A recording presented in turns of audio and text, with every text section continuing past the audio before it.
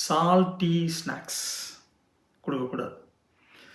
Salty snacks எப்போவுமே என்னை பொறுத்தவரை கொடுக்கக்கூடாது. டாக் வந்து எந்தெந்த ஃபுட் அவாய்ட் பண்ணணும் அப்படிங்கிறத பற்றி ஒரு வீடியோ இருக்குது, அதையும் நீங்கள் பார்த்தீங்கன்னா அதில் டீட்டெயிலாக சொல்லியிருக்கேன். சால்ட்டி ஸ்நாக்ஸ் வந்து டோட்டலாக வந்து வெயில் காலத்தில் டாக்ஸுக்கு அவாய்ட் பண்ணணும். அது டீஹைட்ரேஷனை இன்னும் ஸ்பீடாகும். கம்ப்ளீட்டாக அவாய்ட் பண்ணுறது நல்லது. டிக்ஸ் அண்ட் ஃப்ளீஸ் வந்து வெயில் காலத்தில் காமன். டிக்ஸ் உண்ணின்னு சொல்கிறது வர்றது காமன். அப்போ உண்ணி வராமல் தடுக்கிறதுக்கு சில விஷயங்கள் பண்ணலாம். டிக்ஸ் அண்ட் ஃப்ளீஸை பற்றியும் ஒரு தனி எக்ஸ்க்ளூசிவ் வீடியோ, அதை பற்றி நான் ஒரு ஃபுல் டிஸ்கிரிப்ஷனோட பண்ணியிருக்கேன். டிக்ஸ் அண்ட் ஃப்ளீஸ் வராமல் தடுக்கிறதுக்கு சில மாத்திரைகள் மருந்துகள் இருக்குது. அந்த டிக் சீசனில் ஃப்ளீ சீசனில் நீங்கள் ஒரு வெட்டினரி டாக்டர்கிட்ட கிட்ட தடுக்கிறதுக்குன்னு இருக்கிற மாத்திரைகள், சில மாத்திரை வந்து சூவபுளாக இருக்கும்.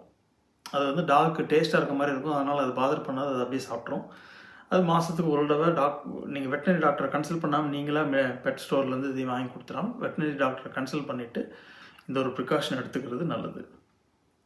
அப்புறம் குளிப்பாட்டுறது, அடிக்கடி குளிப்பாட்டக்கூடாது. நிறைய பேர் அதை தப்பு பண்ணுறாங்க. வெயில் காலத்தில் குளிப்பாட்டுறது ஒரு 2 வாரம் கேப் இருக்கணும், அதிகபட்சம் வாரத்துக்கு ஒரு தடவை.